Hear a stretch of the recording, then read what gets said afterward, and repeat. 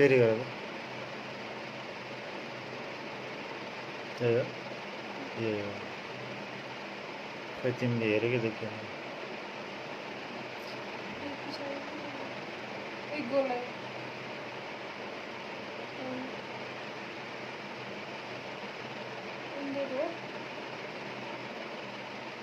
ल आयो ल तो मेसेन्जरमा पकाउनु भएको थियो कि इमेल गर्नु थियो अनि भिडियो कल हुन्छ नि त मेसेन्जरबाट लाइभ जान्छ अनि तपाईँ लाइभ के गर्नुभएको लाइभ गयो भन्नुभएको होइन हो एकचोटि ट्राई हाल्नुहोस् त मेसेन्जरमा पठाउनु होइन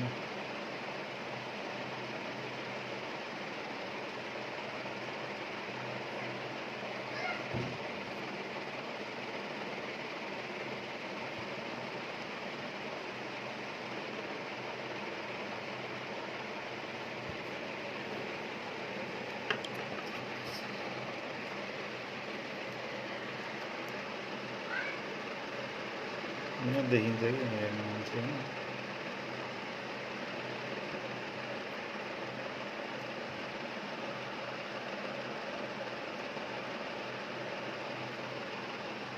ए त्यही त यहाँ छुनु भएको नि त त्यही भएर होइन यसरी मलाई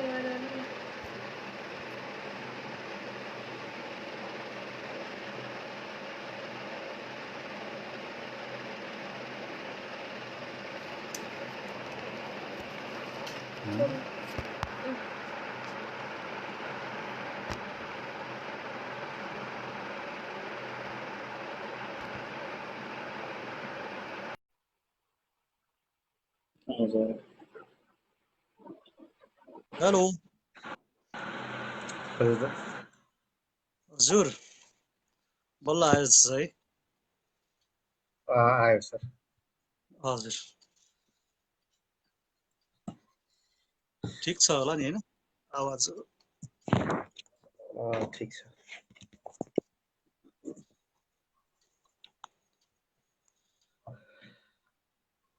यो पहिलो प्रयास सुरु गराउन धेरै ढिलो भइसकेको छ नमस्कार मेरो फेसबुक पेज मार्फत लाइभमा हेरिरहनुभएका धेरै शुभचिन्तकहरू मित्र आफन्तहरू र विशेष गरी साहित्य अनुरागी मित्रहरू केही समय ढिलो भयो यो प्रविधिको कारणले अलिकति पहिलो प्रयोग थियो त्यसैले गर्दाखेरि पनि केही समय ढिलो हुन गयो त्यसको लागि म क्षमाप्रार्थी छु यति बेला तानसेन पाल्पाबाट म सुरज घिमिरे दीपशिखा बोलिरहेको छु यति बेला हामीसँग जनक कार्की हुनुहुन्छ पाल्पाका स्रष्टा उहाँको एउटा संयुक्त गजल संयुक्त कविता सङ्ग्रह पनि प्रकाशित भएको छ उहाँले लामो समय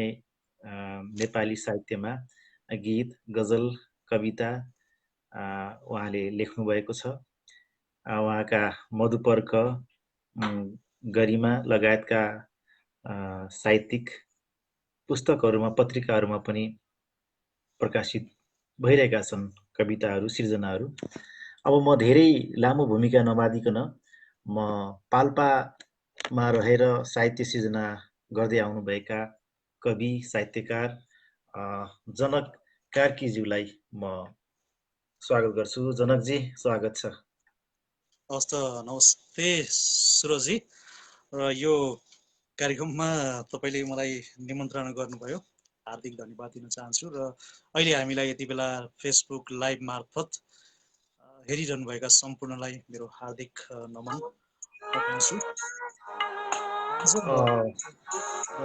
यो हाम्रो पहिलो प्रयासमा अलिकति केही प्रविधिले गर्दा हामी ढिलो भयौँ अब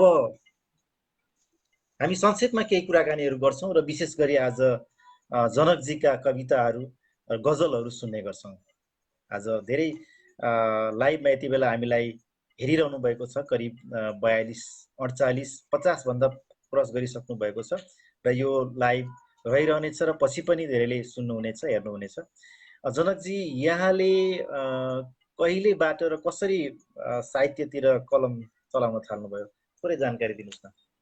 हजुर, साहित्यमा कहिलेबाट भन्दा पनि ठ्याक्कै त्यस्तो एक्ज्याक्ट डेट त मसँग नहोला, तर साहित्यमा रुचि पहिलेदेखि थियो भन्ने कुरा चाहिँ अब कसरी थाहा हुन्छ भने आजभोलि अब 15-20 वर्ष पहिलाका ती डायरीहरू भेटिन्छन् जहाँ हामीले केही न केही लेखिँदो रहेछ। अब त्यसलाई कुनै विधागत रूपमा नभइकन आफ्नो मनका भावनाहरू त्यहाँ उतारिने गरिने रहेछ।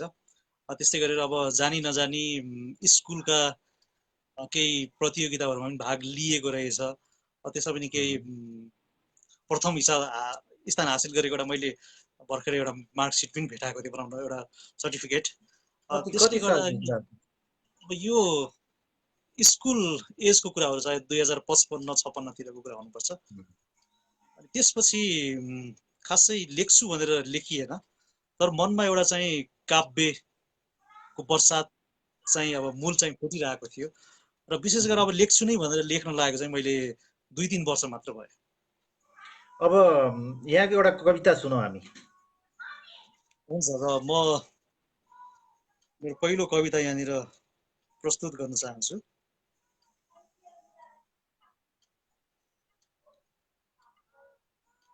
मेरो पहिलो कविताको शीर्षक छ पञ्चतत्त्वको गडबडी। पञ्चतत्त्वले बनेको तिम्रो र मेरो शरीरमा, पञ्चतत्त्वले बनेको तिम्रो र मेरो शरीरमा, तिमीमा अग्नि ममा जलको मात्रामा गडबड हुनुपर्छ। सबै एउटै दुरुस्तै उस्तै छन् तर किन, सबै एउटै उस्तै दुरुस्तै छन् तर किन, प्रयोगशालामा प्रयोग गरेर हेरे एउटा नतिजा सामुन्य आयो। तिमीमा अधिक अग्नि रहेछ त्यसैले चिनी नै हाले पनि खरानी बनाउँदो रहेछौ। तिमीमा अधिक अग्नि रहेछ त्यसैले चिनी नै हाले पनि खरानी बनाउँदो रहेछौ। ममा अधिक जल थियो यसमा पनि चिनी हालेर हेरे पुरै जल नै गुलियो बनाइदिए। धन्यवाद। बहुत खूब। यहाँको कविताहरू मैले केही कविताहरू पढेको छु। ती कविताहरूमा बढी बिम्ब र प्रतीकहरूको प्रयोग अलि बढी मैले देख्छु। कसरी छुनुहुन्छ यी बिम्ब प्रतीकहरूलाई? कहाँ कसरी पुग्नुहुन्छ त्यहाँसम्म? वास्तवमा मैले कविता सुरुमा लेख्न थाल्दा सामान्य तरिका नै लेख्थेँ। सरर र मनमा जे भावना आयो त्यसरी लेखिन्थ्यो। अब त्यसलाई चाहिँ कसैले त्यसलाई निबन्ध पनि भन्नुहुन्थ्यो होइन, कसैले कथा जस्तो पनि भन्नुहुन्थ्यो। अब बिस्तारै मैले बिम्ब भनेको के हो भनेर सिक्दै गएँ। अनि बिम्बको कुरा आयो, त्यसपछि उपमाको कुरा आयो, त्यसपछि आएर अन्य धेरै कुराहरूको मेटाफोर, सिम्बोल, यी कुराहरू बिस्तारै मैले सिक्दै गएँ। तर यो सिकेर पनि नहुने रहेछ। जस्तो तपाईँलाई सिकियो भने तपाईँले के सिक्यो, के सिके त्यो कसरी प्रयोग गर्ने भन्ने कुरा हुँदैन। अब जति सक्यो तपाईँले अब अन्तर्राष्ट्रिय कविताहरू अथवा हाम्रै नेपाली स्रष्टाका पनि विशिष्ट स्रष्टाका कविताहरू जसले बिम्बमा लेख्नुहुन्छ उहाँहरूको कविताहरू पढ्यो भने चाहिँ त्यो बिस्तारै आफै आइडिया हुँदै जान्छ जस्तो चाहिँ मलाई फिल हुन्छ। यति बेला म फेरि जानकारी गराउँ, धेरै साथीहरू जोडिनु भएको छ। हामी यति बेला यो लाइभमा छौँ फेसबुक पेज मार्फत र मसँग यति बेला जनक कार्की हुनुहुन्छ। पाल्पामा रहेर साहित्य सिर्जना गर्नुहुन्छ, राम्रा कविता, गीत, गजलहरू लेख्नुहुन्छ। जनकजी, मैले त्यो एउटा कवितामा पनि कथा हुनुपर्छ भन्छन् होइन, जस्तो यो बिम्ब प्रतीकहरू सँगसँगै कवितामा पनि कथा हुन्छ भन्छन्। यो एउटा कविता चाहिँ मैले तपाईँको पढेको थिएँ, यो वर्तमान परिवेश लाई पनि इङ्गित गरेको, यो कानबाट सुरु भएको मार्क्सको विषयवस्तु त्यो छ, यति बेला तपाईँको अगाडि छ, सुनाउनु मिल्छ? कुन कविता भन्नुभयो सरले? त्यो मार्क्स कानको कुराहरूबाट उठान गर्नुभएको थियो, मलाई त्यो कविताको शीर्षक याद भएन। हजुर हजुर, मार्क्सको कुराहरू थियो, कानको कुराहरू थियो। त्यो कविता तपाईँलाई एकैछिन म खोजेर वाचन गर्दैछु त कविता। त्यो हेर्दै गर्नुहोस्। अरू कुनै एउटा केही सुनाउनुहोस्। हस्,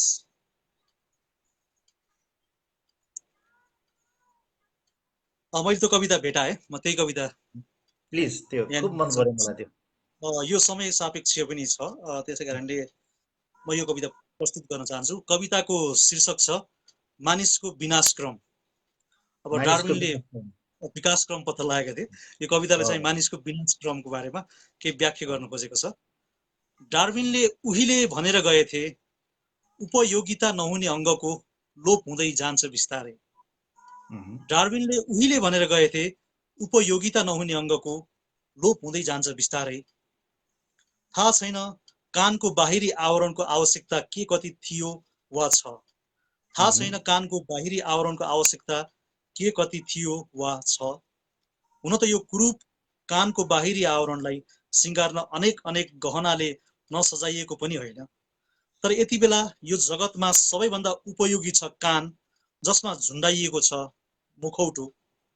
मानिसले प्रकृति विरुद्ध गरेको बलात्कारको आरोप लागिसकेपछि नाक र मुख देखाउन लायक छैन, त्यसैले नाक र मुख छोपेर हिँड्न यति बेला कान सहयोगी सिद्ध भएको छ। उहिले केटाकेटीमा चकचक गर्दा कान काटेर खाइदिन्छु भन्नेहरूलाई सम्झिए। उहिले केटाकेटीमा चकचक गर्दा कान काटेर खाइदिन्छु भन्नेहरूलाई सम्झे। ओहो, कान काटिदिएको भए त म पनि नाङ्गिसकेको हुने थिएँ। हुन त कान समातेर माफी पनि माग्न सकिन्थ्यो, तर असल संस्कारलाई भुटेर खाइसक्यौं। अब फेरि आवश्यक छ मानिसलाई जनावरको झैं दारा, धारिलो नङ्ग्रा र पुच्छरको। अब फेरि आवश्यक छ मानिसलाई जनावरको झैं दारा, धारिलो नङ्ग्रा र पुच्छरको। किनभने जुन अङ्ग जनावरबाट मानिस बन्दै गर्दा हराएको थियो, अब मानिसबाट जनावर बन्दै गइरहेका हामीलाई नितान्त आवश्यक छ लोप भइसकेका अङ्गको। हस्, धन्यवाद। क्या बात, क्या बात। मान्छेले आफ्नो प्रवृत्तिलाई बिर्सिएको छ, मान्छे हुन सकिरहेको छैन। त्यसैले मान्छेले विभिन्न किसिमका विपत्तिहरूको सामना गर्नु परिरहेको छ भन्ने मिठो व्यङ्ग्यात्मक शैलीमा प्रतीक र बिम्बहरूको प्रयोग सँगसँगै थोरै कथावस्तु पनि यसमा भेटेँ मैले। राम्रो। यहाँहरू खासमा चाहिँ जनकजी तपाईँ कस्ता कविहरूका कविताहरूबाट बढी प्रभावित हुनुभएको छ, कस्ता साहित्यकारहरूको कृतिहरू यहाँले अध्ययन गर्नुहुन्छ, अझ बढी यहाँहरूको चाहिँ यहाँको लेखन शैलीमा भनौँ कस्ता साहित्यकारहरूको साहित्यिक कृतिहरूले अलि बढी प्रभाव पारेको छ, के लाग्छ? वास्तवमा आजभन्दा 2-3 वर्षसम्म कविताको बारेमा सिरियसली त्यस्तो थाहा थिएन र म कविता भन्दा गीतहरू बढी सुन्ने मान्छे। गीतहरूको त्यो साहित्य अथवा बिम्बलाई चाहिँ म बुझ्थेँ, तर कवितालाई म बुझ्थेन। बिस्तारै म जब कविता लेख्न सुरु गरेँ, त्यसपछि कवितामा बिम्बहरू उपमाहरूको खोजी गर्न थालेँ। अनि म हाम्रै छिमेकी राष्ट्र भारतका धेरै कविहरूका कविताहरू पढ्न थालेँ। सबैभन्दा पहिला मैले गुलजारका पहिला त गीतहरू सुनेको थिएँ, उहाँ कविता पनि लेख्नुहुन्छ भनेर चाहिँ पछि म कविता लेख्न थालिसकेपछि थाहा भयो। अनि मैले गुलजारका कविताहरू पढेँ। गुलजारका कविता, अहिले गुलजारले अन्तिम पछिल्लो चलचित्र माचिस बनाइसकेपछि उहाँले फिल्मबाट एक किसिमको सन्यास जस्तो लिनुभयो, अघोषित भनौँ। अनि उहाँले अहिले फिल्ममा गीतहरू लेखे पनि फिल्म निर्माण चाहिँ छोडिसक्नु भएको छ र उहाँले त्यो सन्यास चाहिँ कविता लेख्न लिनुभएको रहेछ। उहाँले आफ्नो जिन्दगीमा त्यति धेरै प्रतिष्ठा कमाउनु भयो पटकथा लेखेर, कथा लेखेर, तर उहाँलाई एउटा कविता लेख्ने हुटुटी बाँकी रहेको कारणले उहाँले पछिल्लो समय कविताहरू थुप्रै लेख्नु भएको छ। ती कविताहरू मैले खोजेर पढेँ अनि ती कविताहरूले मलाई ताने। त्यसपछि ती कविताहरूलाई मैले आफै अनुवाद गरेर फेरि आफ्नो वालमा पनि राख्न थालेँ। अनि बिस्तारै त्यसपछि हिन्दी कविहरू नै मैले खोज्दै गएँ। अनि हिन्दी कविहरू खोज्दै जाँदाखेरि थुप्रै कविताहरू, उदय प्रकाशहरूको कविताहरू भेटेँ। त्यसपछि राजेश जोशीको कविताहरू भेटेँ, केदारनाथ सिंहका कविताहरू भेटेँ। कतिपय नयाँ सर्जकहरू हुनुहुन्छ जो गजल लेख्नुहुन्छ, गीत लेख्नुहुन्छ, कविताहरू लेख्नुहुन्छ, तर त्यति यो अध्ययन चाहिँ कम भए जस्तो पनि कता कता लाग्छ। त्यो कुरा लेखनीमा पनि देखिन्छ। अलि प्रचारात्मक शैली बढी हुन्छ, तर विषयवस्तु, भाव, गम्भीर्यता अलिक कम पाइन्छ। के भन्नुहुन्छ यहाँले त्यसलाई? त्यो विषय चाहिँ हो, तपाईँले भनेको कुरा एकदम सही हो। किनभने सबैभन्दा पहिला मान्छे हुन त एक किसिमले यो ठिक पनि हो। जस्तै मान्छे साहित्यमा सुरुमा आउँदा एउटा सामान्य तरिकाले लेख्दै आउँछ र त्यसलाई सिरियसली लिएर ऊ गयो भने पछि पनि ऊ टिकिरहन सक्छ। नत्र उसले त्यस्तै एउटा हावा हल्लामा मात्र लेखिरह्यो भने चाहिँ ऊ आफै त्यत्तिकै हराउँदै जान्छ। त्यो एउटा हुरी सर आउँछ, त्यसपछि फेरि गइहाल्छ। तर बिस्तारै मान्छेले सुरुवात गर्ने चाहिँ अब त्यस्तै एउटा साधारण खालको लेखेर नै हो। सुरुमा हामीले इन्ट्रेस्ट जगाउनको लागि भए पनि ती कुराहरू लेखेर अब त्यसमा मात्र नरमाएर फेरि त्यसको गहिराईको अध्ययन गर्दै जानियो भने पक्कै पनि ऊ सफल हुन सक्छ। जस्तै अब हामी नेपालको गजलहरू पनि हेर्छौँ, अहिले गजलहरूमा बढी वावामा चाहिँ बढी बिकिरहेको जस्तो पनि देखिन्छ, र एकदमै नेपालमा राम्रो राम्रो गजलकार पनि फेरि जन्मिनु भएको छ। यस अर्थमा त्यो पनि नराम्रो भन्न सकिँदैन। र इन्डियामा हेर्ने हो भने जस्तै भारतमा गजल भनेको सबैभन्दा उत्कृष्ट विधा हो। त्यहाँ चाहिँ त्यहाँका गजलकारहरूले अब एकदम बिम्बको प्रयोग गर्छन् र एउटा दुई लाइनमा पुरै एउटा उपन्यासले भन्न नसक्ने कुराहरू उनीहरूले व्यक्त गरिरहेका हुन्छन्। त्यस्ता गजलकारहरू पनि जन्मिसकेका छन्। जनकजी अब यहाँको एउटा गजल सुनौ। हजुर, म खास गजल त्यति लेख्दिनँ, त्यही पनि 2-4वटा लेखेको छु। तपाईँले पहिला नै रिक्वेस्ट गरेको कारणले गर्दा 1-2वटा गजल मैले यहाँ तयार पारेको थिएँ। हजुर, एउटा यो गजल 4 शेर मात्र छ होला यसको। प्लिज।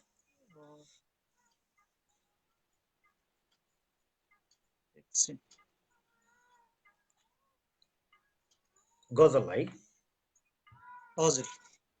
म जो पनि यति बेला यो लाइभ हेरिरहनु भएको छ उहाँलाई म भनौँ, जानकारी दिउँ। यति बेला तानसेन पाल्पाबाट म सुरज घिमिरे दीपशिखा मेरो फेसबुक पेज मार्फत लाइभमा छु र मसँगै हुनुहुन्छ कवि जनक कार्की। उहाँ तानसेन 3 पाल्पामा रहेर साहित्य सिर्जना गरिरहनु भएको छ र उहाँ विशेष गरी कविता लेख्नुहुन्छ, गीत गजलहरू पनि उहाँ लेख्दै गर्नुभएको छ। यति बेला यो क्रममा अब हामी जनक कार्कीजीको गजल सुन्छौँ। जनकजी सुरु गर्नुहोस् प्लिज। बस यो गजल अलि आध्यात्मिक टच छ। गजल यसरी सुरु हुन्छ। चाहना छ घाटको छेउमा एउटा बास होस्, चाहना छ घाटको छेउमा एउटा बास होस्, एक दिन मरेर जानुपर्छ भन्ने आभास होस्। वाह वाह, क्या बात क्या बात। फेरि एकचोटि। चाहना छ घाटको छेउमा एउटा बास होस्, चाहना छ घाटको छेउमा एउटा बास होस्, एक दिन मरेर जानुपर्छ भन्ने आभास होस्। परोपकारी सच्चितानन्दमा हिँड्न सकूं, परोपकारी सच्चितानन्दमा हिँड्न सकूं, मरडो प्रान्त हावाहरूमा मिठो सुबास होस्, एक दिन मरेर जानुपर्छ भन्ने आभास होस्। ममता दया र करुणाको बगैँचा बनाउँछु, ममता दया र करुणाको बगैँचा बनाउँछु, जहाँ क्रोध अहमता ईर्ष्या सबै दास होस्, एक दिन मरेर जानुपर्छ भन्ने आभास होस्। चाहना छ घाटको छेउमा एउटा बास होस्। क्या बात, क्या बात। आचरणमा बुद्ध बोकी यात्रामा निस्किएको छु, आचरणमा बुद्ध बोकी यात्रामा निस्किएको छु, अज्ञानता अनि क्रूरताको जरैदेखि नाश होस्, एक दिन मरेर जानुपर्छ भन्ने आभास होस्। चाहना छ घाटको छेउमा एउटा बास होस्।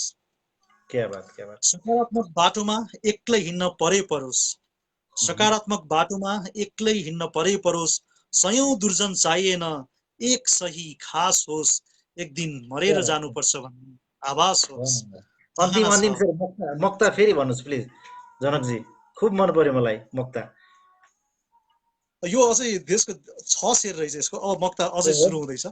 त्यो सुनाउनुहोस् त्यसो भने। ल पछिल्लो शेर।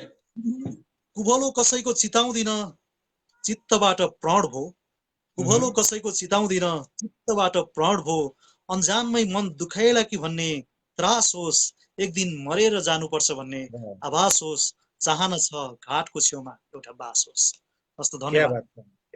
धेरै कमेन्ट आइरहेको छ जनकजी यति बेला। कस्तो मिठो गजल, वा गजल जनकजी भनेर आइरहेको छ, धेरैले हेर्नु भएको छ, म पनि सुन्दैछु भनिरहनु भएको छ।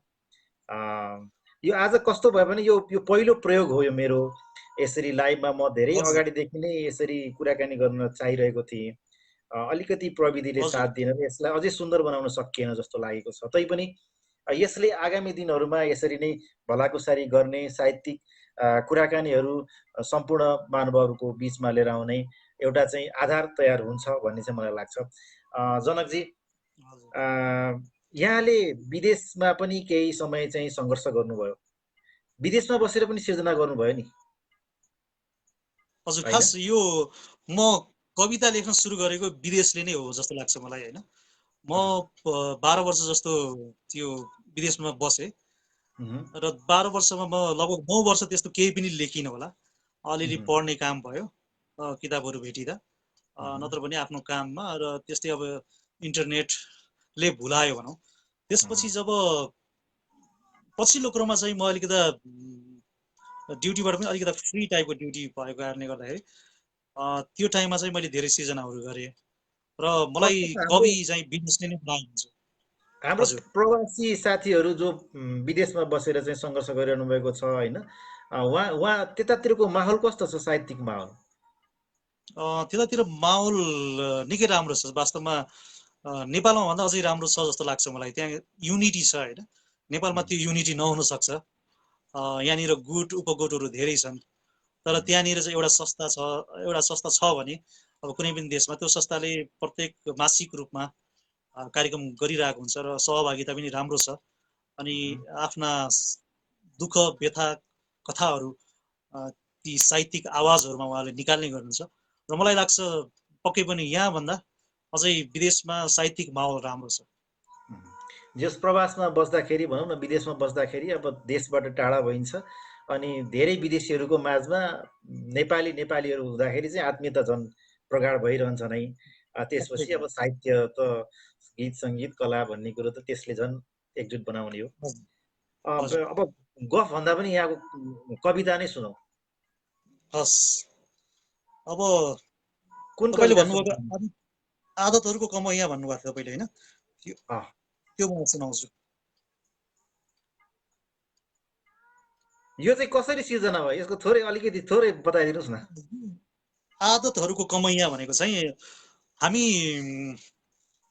हामी आफ्नो मालिक जस्तै हाम्रो आदतहरूलाई मालिक नदियो भने चाहिँ हामी चाहिँ त्यसको सधैँ नोकर भएर बस्छौँ र आदतहरूले हामीलाई राज गर्छ। र त्यस कारणले कुनै पनि खराब आदतहरू हाम्रो लागि एकदमै निरङ्कुश तन्त्र जस्तै हो भन्ने हिसाबले चाहिँ यो लेखेको हो। हामी आफै आफ्नो मालिक भन्दा पनि खराब बानीहरूको मालिक। सुरु गर्नुहोस् प्लिज। हामी जस्तै अरू एकदमै म सुरु गर्न चाहन्छु। आदतहरूको कमैया। आऊ धूम्रपान गरौँ एक खिली अहमको चुरोटलाई, आऊ धूम्रपान गरौँ एक खिली अहमको चुरोटलाई, मसालको आगोमा बलिरहेको एक झिल्का ज्वालाले धुवाँ धुवाँ बनाइदिउँ। आऊ सुर्ती सेवन गरौँ एक फ्वाक ईर्ष्याको लामपाते सुर्ती, मिचेर चुनामा रगडी रगडी चेपुमा च्यापेर थुकै थुकले अपवित्र बनाइदिउँ। आऊ मध्यपान गरौँ एक प्याला रिसको सोमरस, निट घ्याम्पे आनु र अन्त्योष्टि गरिदिउँ। अनि बल्ल एउटा ग्रान्ड पार्टी मनाउला, तिमी आदतहरूको निरङ्कुश तन्त्रबाट स्वतन्त्र भएर प्रजातन्त्र आएको उपलक्ष्यमा। Cheers cheers. हस्, धन्यवाद। क्या बात। अब आदतहरूमा चाहिँ अब रिसलाई पनि त्यसै गरी होइन, अनि आवेगहरूलाई धेरै राम्रो छ। यो जीवन्त कविता। कविता कस्तो बेला फुर्छ, कसरी फुर्छ? कविता हाम्रो अब्दुल कलामले चाहिँ के भन्नुभएको छ भने कविता एकदमै दुःखको शिखर र सुखको पनि एकदमै गहिराई, चरम सुख र चरम दुःखमा चाहिँ कविताहरू उहाँले फुट्छ भन्नुभएको छ। र कविता हरेक मान्छेहरू कवि नै हो, तर कसैले त्यसलाई व्यक्त गर्न सक्छन्, कसैले सक्दैनन्। र जसले व्यक्त गर्न सक्दैनन्, व्यक्त गर्न सक्ने हृदय जसको हुन्छ, कवि हृदय, उहाँले चाहिँ त्यसलाई व्यक्त गर्नुहुन्छ। र कविता चाहिँ कस्तो भने उल्टो आँखा पनि हो। जस्तो हामीले जे चिजलाई सुल्टो देखिरहेका छौँ, त कविले चाहिँ त्यसलाई उल्टो देख्छ होइन, हरेक एङ्गलबाट त्यसलाई देख्छ। साधारण मान्छे त्यसलाई एउटा नर्मल्ली रूपमा देखिरहेको छ भने कविले चाहिँ त्यसलाई अरू फरक तरिकाले हेर्छ जस्तो लाग्छ। जस्तै मान्छेले भन्छन् साहित्य भनेको अब समाजको ऐना हो भन्छन् होइन, तर समाजको ऐना मात्र चाहिँ त्यो साहित्य होइन जस्तो लाग्छ। साहित्य भनेको समाज एक्सरे हो जस्तो लाग्छ कि तपाईँको। जुन कुरा ऐनामा देखिन्छ त्योभन्दा पनि बढ्ता अझै भित्र जुन एक्सरेले देखाउँछ नि, भित्रको अनसिन क्यारेक्टरहरू, त्यो चाहिँ साहित्य हो जस्तो लाग्छ। त्यो सामान्य मान्छेहरूले सामान्य बडी देख्छ, जिउ देख्छ होइन, तर एक्सरेले चाहिँ भित्री कुराहरू पनि, गहिरो कुराहरूलाई पनि छाम्छ होइन। कविहरू त्यस्तै हुन्छन्। अनि यो कविताको यति नजिक नभइदिएको भए कस्तो लाग्थ्यो, कस्तो हुन्थ्यो होला, आफूलाई कस्तो पाउँथ्यो होला जस्तो लाग्छ? सर यो प्राविधिक जनक कारणले सुनेन। जनक जनक हजुर कार्की कविताको यति नजिक नभइदिएको भए कस्तो हजुर हुन्थ्यो जस्तो लाग्छ यहाँलाई? एकचोटि म कवितालाई टाढा त्यसमा राखेर सम्झिँदाखेरि कस्तो लाग्छ? कवितासँग मेरो भेट नभएको भए सायद म एउटा यो बाहिरी संसारमा मात्र बाँचिरहेको हुन्थ्यो होला। तर कवितासँग भेट भइसकेपछि म भित्र एउटा संसार छ, जस्तै म हिँड्दा पनि एउटा म भित्र एउटा कविता नाचिरहेको जस्तो लाग्छ। अब कुनै दृश्य देख्यो त्यो दृश्यभित्र पनि एउटा अन्तर्दृश्य बनिरहेको हुन्छ। त्यस कारणले म भित्र एउटा छुट्टै संसार एउटा डेभलप भएको छ। कविताले चाहिँ मलाई अर्को एउटा संसार दिएको छ। कविता नभएको चाहिँ म चाहिँ बाहिरी संसार जुन आँखाले देखिन्छ त्यो संसारमा मात्र हुन्थ्यो जस्तो लाग्छ। जनकजी, अब धेरै श्रोताहरू हुनुहुन्छ, धेरै दर्शकहरू हुनुहुन्छ। यति बेला हामीलाई, तपाईँलाई, मलाई लाइभमा यसरी सुनिरहनु भएको छ, हेरिरहनु भएको छ। तपाईँका पनि कतिपय धेरै शुभचिन्तकहरू हुनुहुन्छ। उहाँहरूको चाहना बढीभन्दा बढी कविता सुनौँ, सिर्जना सुनौँ। एउटा त्यो कविता थियो, मैले तपाईँको वालमा हेरेको थिएँ। हजुर धृतराष्ट्र, सायद धृतराष्ट्र सम्बन्धी थियो, न्याय सम्बन्धी हजुर थियो। हजुर यति बेला हजुरको अगाडि छ त्यो कविता? पक्नु झ्यापै खोज्न सकिन्छ। अँ, एकैछिन मलाई 30 सेकेन्ड जति दिनुहोस्। ठिक छ। म तमाम जो पनि यति बेला यो फेसबुक पेज मार्फत लाइभमा यसरी हेरिरहनु भएको छ, सुनिरहनु भएको छ, उहाँहरू सबैलाई म फेरि पनि जानकारी गराउँ। यति बेला यो लकडाउनको समयमा हामी थोरै भए पनि साहित्यिक भलाकुसारी गर्ने, साहित्यिक सिर्जनाहरू सुन्ने प्रयास गरिरहेका छौँ। तानसेन पाल्पामा रहेर साहित्य सिर्जना गरिरहनुभएका जनक कार्की यति बेला मसँगै हुनुहुन्छ। अब जनक कार्कीजीको एउटा अर्को कविता हामी सुन्छौँ। जनकजी, सुरु गर्नुहोस् प्लिज त्यो कविता।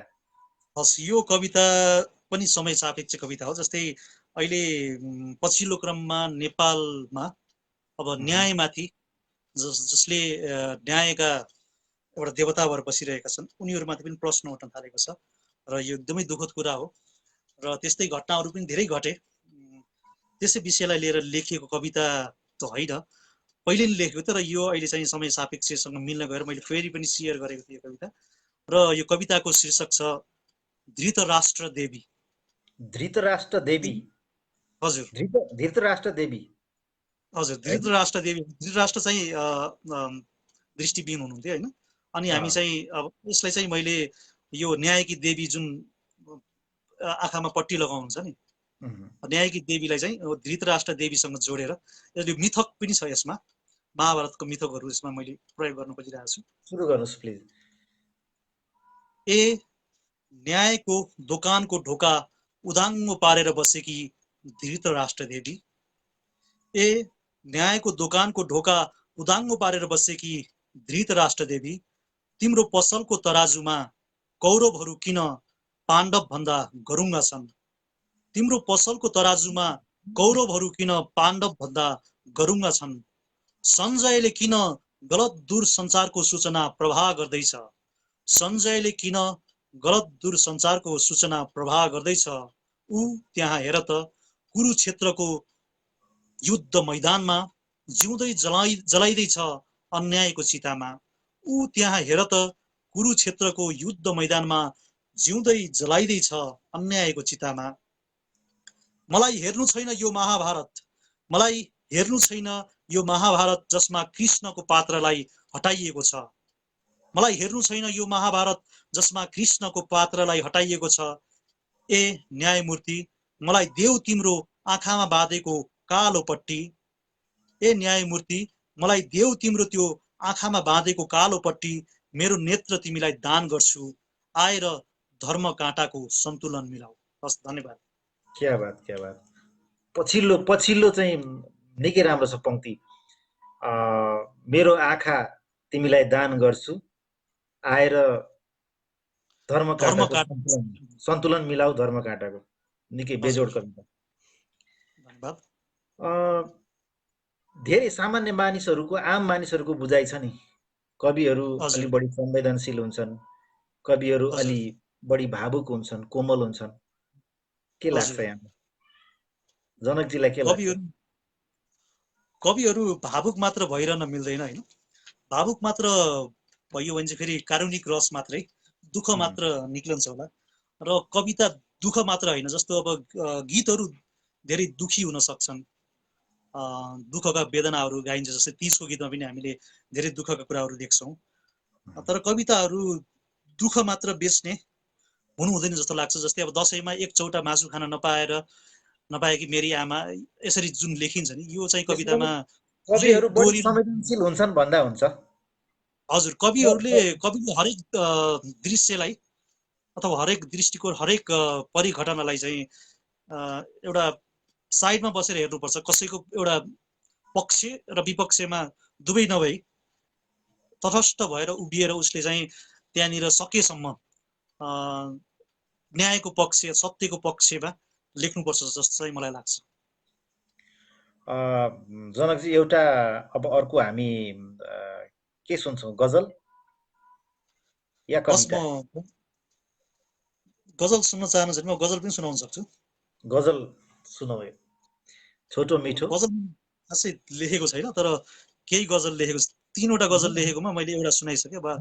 यसरी लाइभमा म आइसकेपछि प्राय चाहिँ शुभचिन्तकज्यूहरूले गजलकै बढी अपेक्षा गर्नुहुन्छ, त्यसैले म गजलको सुन्नलाई चाहिँ गजलै मजा आउँछ। कवितालाई चाहिँ सुन्नभन्दा चाहिँ यो वाचन गर्न अथवा आफैले पढ्नको लागि रमाइलो हुन्छ जस्तो लाग्छ। र म गजल सुरु गर्छु। मेरो गजल खासै नमिलेको पनि हुनसक्छ, तर मिलाएर सुनिदिनु होला। घर बेचेर छोरा परदेश पसेको खबर छ, घर बेचेर छोरा परदेश पसेको खबर छ, बुढी आमा वृद्ध आश्रममा बसेको खबर छ। वाह, घर बेचेर छोरा परदेश पसेको खबर छ, बुढी आमा वृद्ध आश्रममा बसेको खबर छ। क्या बात, क्या बात। आकाशमा स्वतन्त्र उडेका पंक्षी कति सुन्दर, आकाशमा स्वतन्त्र उडेका पंक्षी कति सुन्दर, म फोटो खिच्दै थिएँ ऊ गुलेली कसेको खबर छ। ओहो, घर बेचेर छोरा परदेश बसेको खबर छ, बुढी आमा वृद्ध आश्रममा बसेको खबर छ। जसै यो सहरमा चिनी कारखाना खोल्न पुगे मैले, जसै यो सहरमा चिनी कारखाना खोल्न पुगे मैले, सारा जनतालाई मधुमेहले डसेको खबर छ। क्या बात, क्या बात, क्या बात। फेरि जाओस् यो शेर। जसै यो सहरमा चिनी कारखाना खोल्न पुगे मैले, जसै यो सहरमा चिनी कारखाना खोल्न पुगे मैले, सारा जनतालाई मधुमेहले डसेको खबर छ। क्या बात, क्या बात। प्रमाण पत्र बोकी बेरोजगार भौतारी रहेको छ, प्रमाण पत्र बोकी बेरोजगार भौतारी रहेको छ, अचेल उसले हार मानेर खरानी घसेको खबर छ। क्या बात, क्या बात। घर बेचेर छोरा परदेश बसेको खबर छ। बहुत खूब। जीवित मान्छेको 206 वटा हड्डी हेर्ने भए, जीवित मान्छेको 206 वटा हड्डी हेर्ने भए, कर्णाली जाऊ कुपोषणले मासु खसेको खबर छ। घर बेचेर परदेश बसेको खबर छ। हस्, धन्यवाद। अन्तिम शेर छन्, प्रत्येक शेरहरू उस्तै छन्, बेजोड छन्। जनकका अब गजलहरू अलि बढी आउनु पर्छ भन्ने जस्तो देखेँ मैले। उस्तै बेजोड। धेरै लेखेको छैन। हजुर, कविता जस्तै बेजोड लाग्यो गजल पनि। धेरैले मन पराउनु भएको छ, यहाँ धेरैले कमेन्ट गरिरहनु भएको छ। बेजोड कविता, राम्रो गजल भनिरहनु भएको छ, धेरैले सुनिरहनु भएको छ। अब अलिकति यो हाम्रो स्थानीय स्तरमा हेरौँ, पाल्पा अझ भनौँ तानसेनको साहित्यिक गतिविधिहरूलाई, साहित्य सिर्जनाहरूलाई यहाँले कसरी चाहिँ हेर्नु भएको छ? यहाँलाई कस्तो लागिरहेको छ यो तानसेनको साहित्यिक गतिविधि र सिर्जनालाई? सर्जक स्रष्टाहरू हुनुहुन्छ। मैले पनि म आउने बित्तिकै, नेपालमा आउने बित्तिकै एक दुईवटा कार्यक्रम गरेको थिएँ, सायद त्यहाँ तपाईँ पनि उपस्थित हुनुहुन्थ्यो जस्तो लाग्छ। हजुर, मैले त्यो पहिलो प्रत्यक्ष भेट नै त्यही थियो। हजुर हजुर। त्यसपछि विभिन्न कार्यक्रमहरू भइरहेका छन्, गजलदेखि लिएर लघु कथाहरूका कृतिहरू पनि निक्लिरहेको अवस्था विमोचन भइरहेका देखिरहेका छौँ, र केही स्रष्टाहरू निकै सिरियसली पनि लाग्नु भएको छ। तर पाल्पाको साहित्य राष्ट्रिय स्तरमा नपुगेको हो कि भन्ने चाहिँ मलाई त्यहाँनिर खड्किरहेको छ। पाल्पाको साहित्यकारहरूलाई राष्ट्रिय स्तरमा देखिरहेको छैन। किन यो क्षेत्रीय स्तरमै अथवा आफ्नो इलाकामा मात्रै रमाउनु भएको छ, त्यसमा चाहिँ म दुखी छु। एकदमै सम्भावना बोकेका साहित्यकार हुँदाहुँदै पनि राष्ट्रिय स्तरमा त्यो पहिचान नबनेको अवस्था देखिरहेको छु।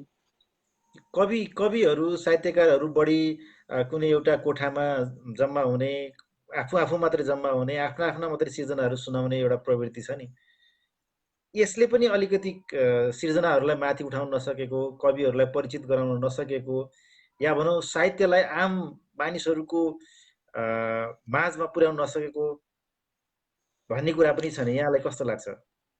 एकदमै यसमा सत्यता लुकेको छ र अहिलेको समय चाहिँ अलिकति कुरूप समय छ। र यो समय कस्तो छ भने हामी एउटा राम्रो लेख्ने स्रष्टालाई भन्दा हाम्रो स्रष्टालाई मात्रै बढी तारिफ गरिरहेका छौँ, प्रशंसा गरिरहेका छौँ।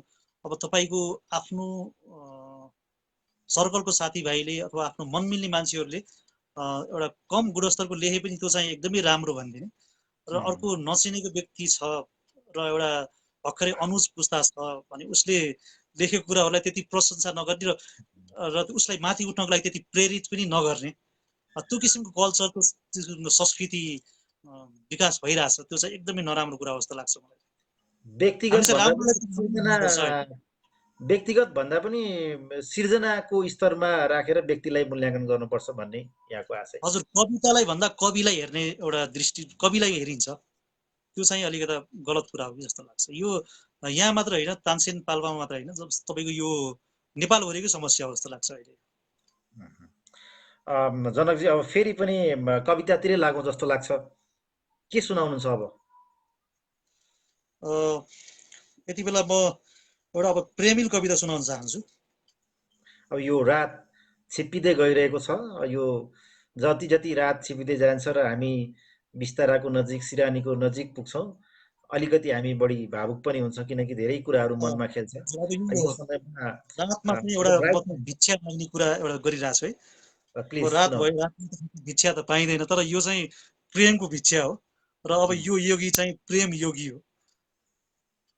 म एक प्रेम योगी आइपुगेको छु तिम्रो दैलोमा, अलक निरञ्जन भिक्षान्देही भिक्षान्देही।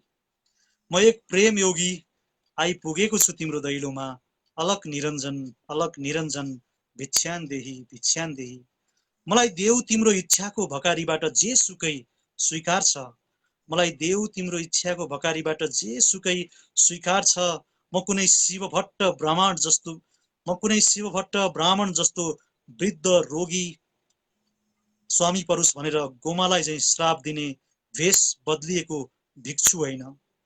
वा म सीतालाई हरण गर्न आएको रावण होइन, लक्ष्मण रेखा पार गर्न लगाउने छैन। माग्ने छैन त्यस्तो केही जसले वृन्दालाई जस्तो दुविधामा पारोस्, माग्ने छैन त्यस्तो केही जसले वृन्दालाई जस्तो दुविधामा पारोस्। मेरो इच्छाकै कुरा गर्छौ भने मलाई देऊ करुणाका 2 टुक्रा, मलाई देऊ ममताका 1 पोको। प्रेम योगी हुँ, हालिदेऊ अलिकति प्रेमको प्रसाद मेरो कमण्डलुमा। धन्यवाद। क्या बात, क्या बहुत खूब। हालिदेऊ अलिकति प्रेम प्रस्ताव मेरो कमण्डलुमा। हजुर जनकजी, यो साहित्य सिर्जनामा विविध विषयवस्तुहरू, विविध रसहरूमा साहित्यहरू लेखिन्छन्। हजुर, यहाँको सिर्जनाहरू खास चाहिँ कस्ता किसिमका बढी हुन्छन्? आफ्नै सिर्जना आफैले मूल्याङ्कन गर्दाखेरि मेरा सिर्जना योतिर अलिक बढी रहेछन् जस्तो कस्तो लाग्छ? कस्तो लाग्छ भने सुरजजी, वास्तवमा मैले साहित्यलाई एउटा सैद्धान्तिक रूपमा चाहिँ लेखेको छैन। जस्तै अब तपाईँको मैले चाहिँ अब गद्य कविता लेख्ने भएर पनि होला, गद्य कवितामा त्यस्तो खासै नियम चाहिँ हुँदैन। तपाईँको आन्तरिक एउटा सङ्गीत हुनुपर्छ, एउटा तपाईँको बिम्ब हुनुपर्छ, उपमा हुनुपर्छ, त्यो आफ्नो ठाउँमा छ। तर तपाईँको छन्द कवितामा जस्तो मात्रा मिलाएर लेख्नुपर्ने, अक्षर गनेर लेख्नुपर्ने त्यो समस्या चाहिँ अब गद्य कवितालाई हुँदैन। त्यस कारणले त्यस्तो सैद्धान्तिक हिसाबमा मैले अब यो रसमा लेख्छु भनेर चाहिँ मैले चाहिँ सोच्दिनँ। किनभने मैले त्यो यसरी थ्योरीमा कविता पढेर लेख्न थालेको होइन। कविता चाहिँ एउटा आफै उब्जिने चिज हो जस्तो लाग्छ होइन। जस्तै प्यार होता नै ये प्यार हो जाता है भने जस्तै होइन, प्यार किया नै जाता होता है भने जस्तै अब कविता पनि खास लेखिने कुरा होइन, यो आफै एउटा घट्ने कुरा हो चाहिँ जस्तो मलाई लाग्छ। त्यसकारण मैले यो रसमा लेखेर चाहिँ लेख्छु चाहिँ भन्दिनँ जस्तो लाग्छ। त्यो नजानिकन अब कारुणिक रसमा पनि लेखिएला, वीर रसमा पनि लेखिएला, अब के त्यो श्रृङ्गारिक रसमा पनि लेखिएला होइन, के नवरसहरू छन् होला सायद, त्यो मलाई पुरै पनि थाहा छैन। तर त्यो अननोन तरिकाले अब केमा लेखिन्छ त्यो चाहिँ थाहा छैन मलाई पनि। जस्तो अहिले यो एउटा थोरै कुरा गरिहालौँ, अहिले विभिन्न किसिमको प्रविधिहरूको प्रयोगमा विस्तार भइरहेको छ। फेसबुक, ट्विटरदेखि लिएर युट्युब लगायतका धेरै चाहिँ यस्ता छन्, सामाजिक सञ्जालहरू पनि छन्। धेरै कविहरूले यसको प्रयोग पनि गरिरहनु भएको छ। यसको विकास सँगसँगै कविताको विकासलाई कसरी हेर्नुहुन्छ यहाँले? के छ यसको सकारात्मक नकारात्मक? मैले त यसमा सकारात्मक कुरा बढी देखेको छु। जब तपाईँको प्रविधि आयो, जस्तै हिजोको दिनमा अब कविता तपाईँले लेख्नु छ भने छपाउनु पर्यो, छपाउनेका राष्ट्रिय केही पत्र पत्रिकाहरू थिए, त्यसमा चाहिँ तपाईँको वर्षौँसम्म पालो कुर्नु पर्थ्यो होला। त्यहाँनिर पनि तपाईँको फेरि चिन्जानको आधारमा पनि त्यो किसिमको सिलेक्सन हुन्थ्यो होला। जो तपाईँको अब हामी जस्तो मोफसलमा बसेको मान्छेहरूको चाहिँ त्यति बेला कम नै अवसर हुन्थ्यो।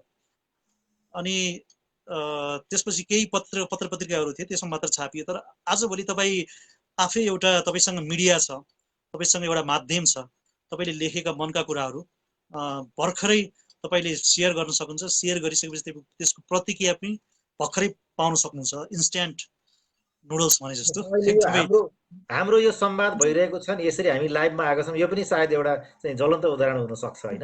ज्वलन्त उदाहरण। अहिले त तपाईँको लकडाउनमा त सबैले अब यसरी नै कन्फरेन्सहरू गरिरहेका छन्, यसरी नै कवि गोष्ठीहरू, कविता गोष्ठीहरू, गजल गोष्ठीहरू सम्पन्न भइरहेको। म कुनै एउटा स्टुडियोमा छैन, म न रेडियोको स्टुडियोमा छु न टिभीको स्टुडियोमा छु, मसँग मात्र एउटा चाहिँ मोबाइल छ, नेट छ, म तपाईँसँग एकदम सर्वसाधारणको हातमा पहुँच पुग्यो, त्यो चाहिँ एकदमै राम्रो हो। अब यसका केही मिसयुज गर्यो भने त अब जहाँ पनि त्यसको बेफाइदाहरू छन्, तर फाइदाहरू चाहिँ म बढी देख्छु। अहिले आफ्नो ट्यालेन्ट गर्न पाइरहेको, जस्तै अब हजुरको ट्यालेन्टहरू पनि म टिकटकमा हेरिरहेको छु होइन। अब हजुर आफ्नो कार्यक्रममा तपाईँ फिल्ड अब अर्को छ, त्यो फिल्डमा तपाईँ अब तपाईँको जुन रुचिको फिल्ड छ कलाकारिता, त्यसमा जान नसकेको त्यो जुन तपाईँको कलाकारिता तपाईँले त्यसबाट देखाउँदै हुनुहुन्छ, एकदम उत्तम कुरा, एकदम राम्रो कुरा हो। जनकजी, यहाँ कतिपय साथीहरूले सिर्जना भन्दा गफ पनि कस्तो सुनौ जस्तो भन्नुहुन्छ। तैपनि धेरै साथीहरू हुनुहुन्छ जो चाहिँ सिर्जना नै सुन्न रुचि राख्नुहुन्छ। अब यो क्रममा एउटा अर्को कविता सुनौ। हुन्छ, म यति बेला यहाँनिर कविता म फेरि पनि जोड्न चाहे, जति पनि यति बेला फेसबुक लाइभ मार्फत हामीलाई हेरिरहनु भएको छ, म सुरज घिमिरे दीपशिखा र मसँगै हुनुहुन्छ जनक कार्की, जो पाल्पामा रहेर साहित्य सिर्जना गरिरहनु भएको छ। यति बेला हामी साहित्यिक भलाकुसारी सँगसँगै जनकजीका कविताहरू, जनकजीका गजलहरू पनि सुनिरहेका छौँ। जनकजीले यति बेला कविता सुनाउँदै हुनुहुन्छ होइन जनकजी? हस्, र म दोस्रो एउटा कविता यहाँ प्रस्तुत गर्न गइरहेको छु। र कविता भनेको मलाई कस्तो लाग्छ भने कविता होइन, कला विचार, र कबाट कला, बीबाट विचार, ता भनेको तालमेल, कला र विचारको तालमेल हो जस्तो लाग्छ। कहिलेकाहीँ कविता, कुनै कविता एकदमै बढी कलात्मक हुन्छ, त्यसमा विचार कम हुन्छ। कहिलेकाहीँ चाहिँ कविताहरूमा विचार धेरै हुन्छ र कला कम हुन्छ। र यो चाहिँ कला अलि कम भएको, विचार धेरै भएको कविता हो। कविताको शीर्षक हो डर सुन्दर लाग्छ। धेरैले डराउनु हुँदैन भन्छन् होइन, डर कि आगे जिते पनि भन्छन् होइन। तर डर चाहिँ हुनुपर्छ भनेर चाहिँ मैले त्यो आँखाले हेरेँ, डर चाहिँ सुन्दर लाग्छ भनेर। एउटा छोरा चुरोट पिउँदै गर्दा पक्रिनु, एउटा छोरा चुरोट पिउँदै गर्दा पक्रिनु, बाहिर फाल्नुपर्ने धुवाँ मुखमै सञ्चित गरेको आदरको डर, माता पिताको चरणमा श्रद्धा भावले झुकेको डर, अग्रजलाई 10 औँला जोडिएको शिष्टाचारको डर, मध्यरातमा बिरालोको चालमा घर फिरेको अनुशासनको डर, परोपकारमा समर्पित धार्मिक डर, हृदय नदुखोस् भनी अपनाउने संयमताको डर, प्रेम प्रस्तावमा तरङ्गित भूकम्पीय डर, नारी सम्मानमा आँच नपुगोस् भनेर भन्ने संस्कारको डर, वृद्ध र अशक्तलाई बस यात्रामा सिट छोडिदिने मानवताको डर, यी सबै डर सुन्दर लाग्छन् मलाई। बरु केही निडरता कुरूप लाग्छन् मलाई। टेबल मुनिबाट इमानदारिता बेचिएको निडरता, निर्दोषलाई दोषी देखाउन रचिएको षड्यन्त्रको निडरता, कमजोरलाई परास्त पार्न गरिएको पुरुषार्थको निडरता, गीतामा शपथ ग्रहण गरेर झुटो बोलिएको निडरता, रक्षकको खोल ओढेर भक्षक बनेको बहुरूपी निडरता, अन्यायमा चुपचाप बस्ने लाचारीपनको निडरता, यस्तो निडरतादेखि डर लाग्छ मलाई। त्यसैले अनुशासनको डर सुन्दर लाग्छ मलाई। अपवित्र निडरताले जितेर अबीर जात्राको विजय उत्सव कति दिन मनाउन सक्छौ? पवित्र डरको जित कालान्तरमा हुनेछ, त्यति बेला तिमी पश्चातापको आगोमा जल्नेछौ, विजय हुनुमा पनि भार लाग्नेछ। हस्त, धन्यवाद। क्या बात, बहुत खूब। डर पनि राम्रो हुन्छ भन्ने विषय। जनकजी, अब करिब करिब हामी चाहिँ अन्तिमतिर छौँ। हाम्रो यो बसा अलि लामो भइरहेको छ। अब जाँदा जाँदै एउटा गजल सुन्छौँ यहाँको। गजल चाहिँ एकछिन यो खोजेर म भेटाइहाल्यो भने चाहिँ गजल सुनाउँछु। नत्र छोटो कविता छ भने अन्तिम एउटा सिर्जना सुनाऊ। हस्, म कविता नै सुनाउँछु होला। मैले केही छोटा कविताहरू सुनाउँछु, छिटो छिटो हुन्छ होला यी कविताहरू। सुनाउनु प्लिज। परदेश भन्ने शीर्षकमा छ। बुवा आमाले मिलेर 20 वर्ष पहिले प्रेमको चिनो स्वरूप रोपेको त्यो आँपको रुख आज फल दिन थालेको छ। त्यसैले छोरा डालोभरि आँप बोकेर चामल किन्न गएको छ। त्यस्तै गरेर सुपरमार्केट भन्ने कविता छ। मन्दिर एक सुपरमार्केट हो जहाँ 2 नम्बरी व्यापारीहरूले नक्कली सामानहरू ईश्वर ब्रान्डको नामबाट बेचिरहेका छन्। युगौँदेखि क्रेताहरू मुर्गा बनिरहेका छन्। त्यस्तै गरेर अर्को एउटा पनि छोटै कविता, हत्यारा भन्ने कविता छ। एउटा मजदुर फलामको घनले सुतिरहेको ढुङ्गालाई टुक्रा टुक्रा बनाउँछ र ऊ हत्यारा बन्न सफल हुन्छ पेटमा दौडिरहेको मुसाहरूको। त्यस्तै गरेर अर्को एउटा छ, अन्त्यहीन गन्तव्य। उडी चन्द्र छुने उद्देश्य पुरा भइसकेपछि नील आर्मस्ट्रङको अर्को उद्देश्य थपियो, सकुशल पृथ्वीलाई छुने। क्या बात, आफ्नो धरातल पनि बिर्सिनु हुँदैन। हजुर जनकजी, अब जाँदा जाँदै तपाईँका तमाम शुभचिन्तकहरू, कवितालाई माया गर्ने मान्छेहरूलाई केही भन्न चाहनुहुन्छ? सर्वप्रथम त अब यो कोरोना कहरको समयमा तपाईहरूले आफ्नो अमूल्य समय मलाई दिनुभयो, त्यसको लागि धन्यवाद। र कविता सुन्नुखेरि एउटा कस्तो भने तपाईँको तपस्या जस्तो पनि हो। कविता सुन्न निकै गाह्रो छ। जस्तै हामीसँग अहिले भुल्ने बाटो धेरै छन्। अब सस्ता मनोरञ्जनहरू होइन, धेरै त्यस्ता कुराहरू छन् जसमा हामी भुल्न सक्छौँ। तर यो कविता सुन्नु आफैमा एउटा तपस्या हो र यो कविता सुनिदिन आउनुभयो, त्यसको लागि धेरै धेरै धन्यवाद, हृदयदेखि नै धन्यवाद दिन चाहन्छु। धन्यवाद जनकजी। यो छोटो समयमा हामीले बिना तयारी, प्रविधिको जानकारी बिना पनि यसरी चाहिँ आउने दृष्टता हामीले गऱ्यौँ। तैपनि यो हाम्रो संवादबाट तमाम दर्शकहरू, श्रोताहरू, शुभचिन्तकहरूले केही न केही मनोरञ्जन लिनुभयो, केही न केही लिनुभयो भन्ने मलाई लागिरहेको छ। जनकजीलाई यसरी समय दिनुभएकोमा धेरै धेरै धन्यवाद भन्छु जनकजी। र सम्पूर्ण साथीहरूबाट म प्रस्तोता सुरज घिमिरे दीप्सिका पनि बिदा माग्छु। शुभरात्रि, शुभ सपनी। तपाईँलाई धेरै धेरै धन्यवाद। धन्यवाद। र तपाईँले अब यसरी यसलाई निरन्तरता दिनुभयो भने राम्रो होला जस्तो लाग्यो मलाई। धन्यवाद जनकजी, म प्रयास गर्छु।